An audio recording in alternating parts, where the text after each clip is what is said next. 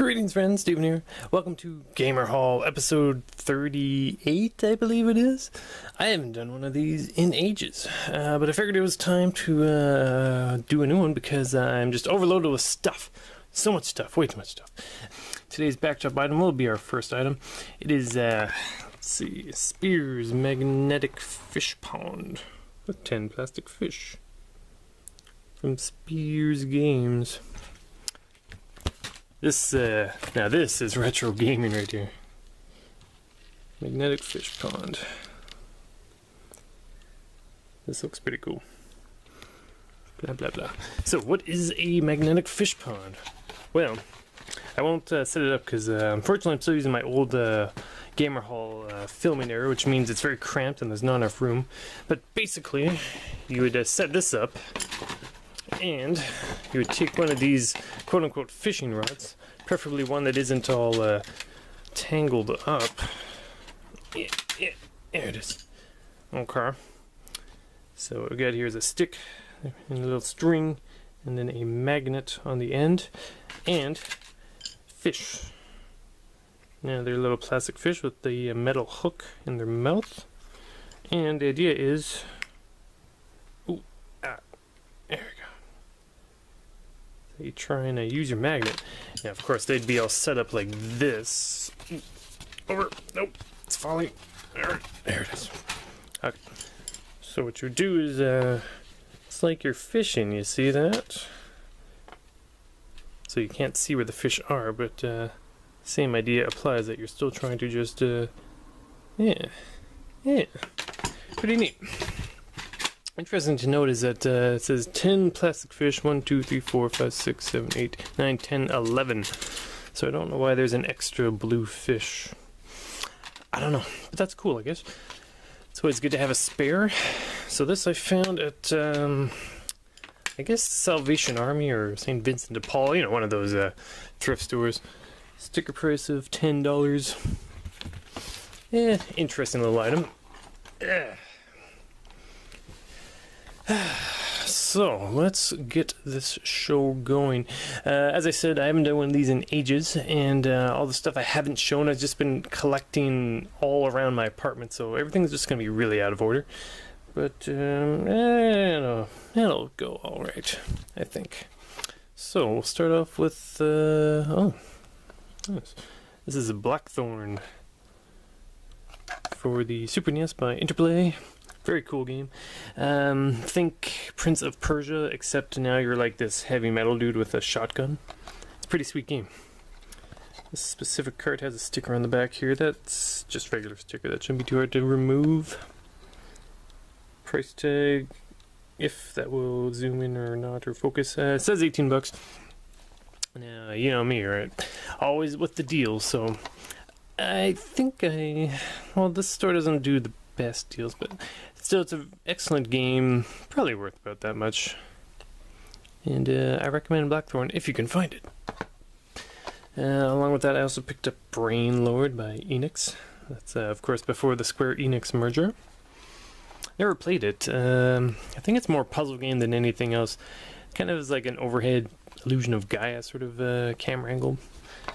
But sticker price on this is 12 bucks, and that's actually a pretty good price for this game, because normally I've seen it go for like 25 or something like that, which always seemed too much, because the game doesn't look that interesting, but I've never actually played it, so I don't know. If you guys have checked out my latest series, Should I Keep It? Some of these games that we see here may very well end up on that show. Next up, actually, we'll stick with these red stickers because I see I have a few more here. Next up, Kirby Mass Attack for the Nintendo DS. Sticker price of $15. What I didn't know about this is that it's all stylus controlled, so I wouldn't say it's a proper Kirby game. Of course, it's got that North American Angry Kirby on it. Always hilarious, that Angry Kirby. So it's got some Club Nintendo. I finally got around to doing many of my Club Nintendo points, so that's pretty cool. I think they were giving away the Wii U Virtual Console Super Mario World, so I might get that. We'll see. that over there. This Blackthorn I would recommend. Brainlord I wouldn't recommend, but I haven't actually played it yet, so really who am I to say if it's good or not. This, I played a bit of it. I don't want to recommend it just yet, just because it doesn't have those proper controls, and it's just one of those weird spin-off stylus games, which I'm not too fond of, but we'll see. I've only just played a bit of it. Next up, we've got a collection of original and Game Boy, I guess Game Boy Color games. This is Monster Rancher Battle Card GB by Tecmo. Sticker price of $4. I actually just tried this a couple nights ago before bed. It's I wouldn't really recommend it, but good price, and you know, just a collectible thing. And oh, like I said, it's cramped in this specific shooting area here. Next up, we have Game & Watch Gallery, priced at $6. These Game & Watch galleries are pretty neat. It helps to like the original Game & Watch, which are extremely basic LCD games. That's pre-Game Boy, so it's neat that they put them on these little collections. $6, pretty good price. Followed up with the Game & Watch Gallery 2, $5. I don't know why this one's actually cheaper than this one. You can see the cover here is pretty basic, but then they added in all the little graphics. So, more of the same. There's plenty of Game & Watch games, so they figured, yeah, I'll put some more in another one. And then they decided, we'll make another one. Game & Watch Gallery 3. $6. Cool. I believe that's all three of them, at least on this original Game Boy style. I like these little pictures are neat. Hope that's coming in okay. I recently got a webcam, which is what I was using to record some of the videos I've recorded before this one. They look okay. It goes a bit nuts when it comes to the autofocus though, so what can you do, right? It's always something. Let's see. Alright, we will check out Cobra Command now. Sticker price of $4.95. That's by Data East. It claims to be an arcade hit. I believe this is a vertical shoot 'em up. Cobra Command Data East. Haven't played it yet. I'll probably keep it. We might take a look at it on the channel. I found that these shmups tend to not get too many views on average, because really they're, I don't know, it's more of like a reflex. You're testing your reflexes more than being an interesting thing to actually want to watch someone play. But I don't know, whatever. $5, good price. I think somewhere around here I have the instructions for that as well. But as I said, the stuff I'm showing here is just, you know, could be anything from any time. Because I am ridiculously behind on some of these videos. So, next up. Yes, I remember. I got these from the same. There's actually a store right next to where I got the red sticker games, and they get some good deals. So that was $5. Follow that one up with Star Wars by JVC and Lucasfilm Games. Sticker price $10. That's probably pretty good. I imagine this has to be collectible. And let's take a look at that box art. That looks pretty darn hype, if I say so myself. $10, pretty good deal. Oh my god! Just off camera here, I was looking for my goddamn Swiss Army knife. It's trusted Swiss Army knife. You guys know this. You've seen it in several of these episodes, and I was wondering where the hell was it? It was over here underneath a game I'm going to show in a moment. But god damn it. See, I had these scissors just in case I needed them. Oh god. I need a bigger apartment. Next pickup, I will show the apartment I picked up that was bigger. I wish. Oh god. Okay. Star Wars. Yeah, probably a pretty good game. I've played a bit of it back in the day. I think it's side-scrolling. It's got, you know, it's Star Wars. I'm sure it's worth $10 for collection's sake, if not for gameplay's sake. Following that up with a game I recently watched on Game Center CX. Actually, it is Sky Kid by Sunsoft. Once again, authentic arcade action has been promised to us with some very American box art. No, Statue of Liberty. Sticker price $4.95. Once again, pretty good deal. No, I don't have the instructions for this one. Actually, I was at Vancouver Retro Gaming Expo, but I bought like some of the stalls you'll see when I get that video up had a bunch of instruction manuals for sale, and I bought what I thought was this, but I ended up buying Sky Shark instead, which is a different NES game. So my bad. Just because it's always nice to have as complete of a game as you can make. So, Sky Kid, neat game. It's like a side-scrolling. It's not real. Well, I guess it's a shoot 'em up. Side-scrolling horizontal shoot 'em up. It's a bit unique though. We might take a look at this pretty soon. And of course, if you're a fan of Game Center CX, I would recommend watching the Sky Kid episode. It was okay. It was an okay episode. Now let's take a look at what was hiding my Swiss Army knife. So I don't know if pac-land on TurboGrafx 16 is any good. Sticker price $18, TurboGrafx 16. I honestly bought it more because it's complete in box, and I didn't even know that TurboGrafx 16 games had boxes. I might have known, but then I might have forgotten. I always thought these were the boxes that came for the CD, TurboGrafx CD or whatever it's called. It turns out, well, see, they always come in these jewel cases, which is funny because they're just in these really thin cards. Of course, you got your manual there.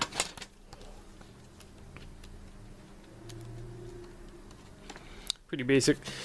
They did a really shitty job with the whole North American box art, and just so soulless, unfortunately. Just bleh. And what else we got in there? Something in there. Second instruction manual, cool. Ah, French instruction manual. Oui, oui. And even you might not be able to see it, but in there is the styrofoam to keep everything nice and, as you can see, otherwise it's not. I was reading that magazine I showed off an episode or two ago, and they were just saying, I think I might have even mentioned this in the episode where I showed off the magazine, but they were saying that they redesigned the PC Engine for North American audiences because at the time bigger was better. That was the whole theme of things. So maybe that's why they decided to make all this extra unnecessary packaging. Different time back then, to say the least. Okay, so I'm going to show over here, once again, Hang and Play. This time, it's something I've been looking for a while, and you can be sure we'll be seeing some video footage of this here on the channel. Nintendo GameCube, the Game Boy Player. Sticker price $40. Got the disc and all that. Disc looks pretty good. Looks like instruction manual. Ooh, ow. Yeah. So what this does is it's this thing. Now what you do is you get your Nintendo GameCube, you can put it up here, and then you can put Game Boy. And I think it plays these ones too. Yeah. So you can play Game Boy and Game Boy Advance games on your GameCube, which is pretty neat. Here's the eject. Actually, let's try that out. I think that's more. Yeah, that's probably more for the Game Boy Advance carts than those ones, because you can see you can pull them out really easily. Otherwise, yeah. $40. That's from what I've been looking for one of these, and they're pretty tricky to find, so I think that's probably a decent price. Yeah, you get the idea. Really not much to see there, but definitely something to keep an eye out for if you still have your GameCube and you want to play. It's kind of like what they did with the Wii U and having GBA games and the Virtual Console. Same idea. Alright, so I'm trying to make sure these videos aren't too long per episode, so I might break this one down again. Next up, I will show... What do we got here? Looney Tunes. This is the Game Boy Color. Now I've got a black and white version. This is like the gray cart version of Looney Tunes as well. So for whatever reason, I don't know. The game isn't that good, but they just decided, we'll re-release it, but with color this time. Sticker price $5. And since they're all right here next to me, I picked up a bunch of extra cases for Game Boy stuff, which is of course good for keeping dust out and game and there, and boom, yeah, protected. Get a couple more of those. Got an extra one of these with authentic codes on it. Ooh, what game could these codes be for? I don't know. Pretty neat. Those are just like bonus things. These are probably like 50 cents each or something. Yeah. Next up, I'm going to show... Okay, a few more... Okay, no, this is from the same store I got these from. Is it? Isn't it? No. I don't know, whatever. It's all crazy. Silver Surfer, the infamous Silver Surfer. I think Angry Video Game Nerd showed his strong opinions of the game. Sticker price $14. No, this is from a different store. That's for the next bunch of stuff we will take a look at. This actually got a pretty good deal on. I don't remember what it was now, unfortunately, but I know it was a lot less than 14. I heard the game isn't actually that bad. Just it's one of those games where if you die at the wrong spot, you're pretty much going to be screwed because you won't have the assorted power-ups you'll need to actually progress in the game.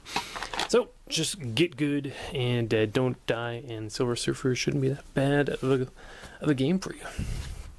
At the same place I got Pinbot, sticker price $4.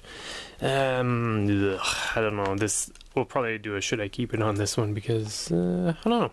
I remember Pinbot, the actual proper pinball machine, was pretty cool, but I don't know how good an NES port of a pinball game will be. Oh. I see no company name on that. Dare Pinbot to the Pinball Challenge. I shall. And once again from that same store, with slipcover Kendo Rage by Seta USA Inc. Sticker price $14. Don't know much about this. I think it's meant to be kind of a maybe like a rip-off game of the Valis series, especially by that cover. This certainly looks like Valis, which is basically a bunch of like teenage girls becoming super sword women in a side-scrolling modern-day setting. I don't know. I haven't played this yet. We'll get to it soon. All right.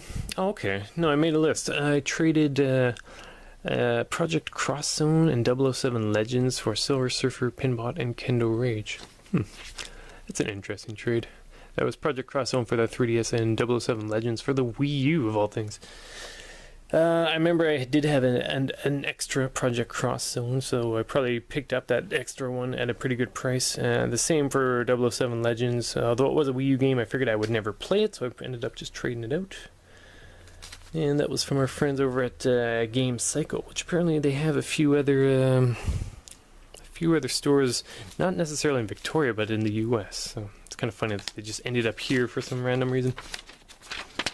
Alright, cool.